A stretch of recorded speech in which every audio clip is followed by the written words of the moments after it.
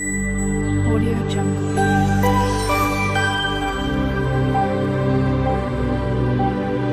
Hi friends, விஜஸ் கிச்சனில் இன்றைக்கி என்ன பார்க்க போகிறோன்னா ஒரு வெஜ் குருமா ரெசிபி தான் பார்க்க போகிறோம். இட்லி, தோசை, சாதம், சப்பாத்திக்கு எல்லாம் சும்மா அட்டகாசமாக இருக்க ஒரு வெஜ் குருமா தான் செய்ய போகிறோம். வாங்க எப்படி செய்யன்னு பார்க்கலாம். ஸ்டவ் ஆன் பண்ணி கடாய் வச்சு கடாய் நல்லா ஹீட் ஆனதும் ஒரு 2 டேபிள் ஸ்பூன் போல் எண்ணெய் ஊற்றிக்கலாம். எண்ணெய் நல்லா காஞ்சதும் பெருஞ்சீரகம், பட்டை, கிராம்பு எல்லாம் சேர்த்து நல்லா பொரியட்டும். பொரிஞ்சதும் நம்ம கட் பண்ணி வச்சுருக்க பெரிய வெங்காயத்தை சேர்த்துக்கலாம். கருவேப்பிலையும் சேர்த்துக்கலாம். கருவேப்பிலையும் சேர்த்ததுக்கப்புறம் ஒரு 3 பச்சை மிளகாய் கீறிட்டு சேர்த்துடலாம். நம்ம காரத்துக்கு ஏற்ற மாதிரி இஞ்சி பூண்டு பேஸ்ட்டு சேர்த்துடலாம். எல்லாத்தையும் நல்லா நம்ம ஒன்றா வதக்கிக்கலாம். நல்லா வதக்கிட்டு இப்போ நம்ம கட் பண்ணி வச்சுருக்க தக்காளி பழத்தையும் சேர்த்துக்கலாம். தக்காளி அதிகமாக தேவையில்லை, ஒரு தக்காளி பழம் சேர்த்துக்கிட்டால் போதும். எந்த அளவுக்கு குருமா வைக்கிறீங்களோ அந்தளவுக்கு தேவையான அளவு தக்காளி சேர்த்துக்கலாம். இப்போ நான் ஒரு 3 பேர் அளவு சேர்க்குறேன். இப்போ நம்ம இது வதங்கிறதுக்கு தேவையான உப்பு சேர்த்துக்கலாம். கல்லுப்பு சேர்த்து நல்லா நம்ம வதக்கிக்கலாம்.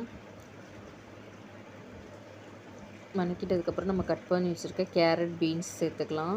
எந்த காய்கறி வேணாலும் சேர்த்துக்கலாம். கேரட், பீன்ஸ், உருளைக்கிழங்கு, காலிஃப்ளவர் அந்த மாதிரி எது வேணால் குருமாக்கு சேர்த்துக்கலாம். நான் இன்றைக்கி கேரட், பீன்ஸ் மட்டும்தான் சேர்த்துருக்கேன். காயும் சேர்த்து நல்லா வதக்கி விடலாம். வதக்கி விட்டதுக்கப்புறம் ஒரு தனி மிளகாத்தூள் 1 டீஸ்பூன் போல், ஒரு 1.25 டீஸ்பூன் போல் சேர்த்துக்கலாம்.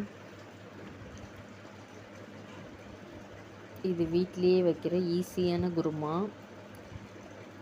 ஹோட்டல் போன்ற அவசியம் இல்லை, நீங்களும் வீட்டில் இது மாதிரி செஞ்சு கொடுங்க. இப்போ நம்ம காய் வேகிறதுக்கு தேவையான அளவு தண்ணி சேர்த்துட்டு வந்துடலாம். இப்போ ஒரு தேங்காய் பேஸ்ட் அரைச்சிட்டு வந்துடலாம். ஒரு அரை முடி தேங்காவை கீனிட்டு போட்டுக்கலாம். இப்போ பெருஞ்சீரகம் சேர்த்து நம்ம அரைச்சிட்டு வந்துடலாம். நம்ம தண்ணி ஊற்றுனதுக்கப்புறம் எப்படி கொதிக்கிது பாருங்கள் ஃப்ரெண்ட்ஸ். நம்ம தேங்காவையும் அரைச்சிட்டு வந்தாச்சு. நல்ல காய்கறியோடு நல்லா வேகட்டும்.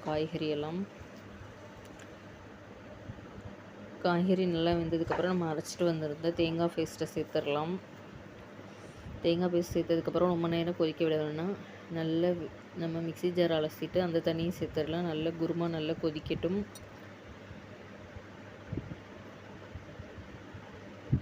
இந்த மாதிரி வீட்டில் ஈஸியாக நீங்கள் செஞ்சிடலாம். ஹோட்டல் போகணுன்ற அவசியமே இல்லை. இட்லி, தோசை, சாதம், சப்பாத்தி, பூரி, புரோட்டா எல்லாத்துக்கும் இந்த மாதிரி செஞ்சிடலாம். குருமா பாருங்கள் எப்படி நல்லா கொதிக்குதுன்னு. இதே மாதிரி நீங்களும் வீட்டில் செஞ்சு பார்த்துட்டு எனக்கு கமெண்ட் பண்ணுங்கள். வீடியோ பிடிச்சிருந்தா லைக் பண்ணுங்கள், ஷேர் பண்ணுங்கள், கமெண்ட் பண்ணுங்கள். மறக்காமல் விஜய்ஸ் கிச்சனை சப்ஸ்கிரைப் பண்ணிக்கோங்க. தேங்க்யூ, பாய் பாய். நெக்ஸ்ட் வீடியோவில் சந்திக்கலாம். பாய்.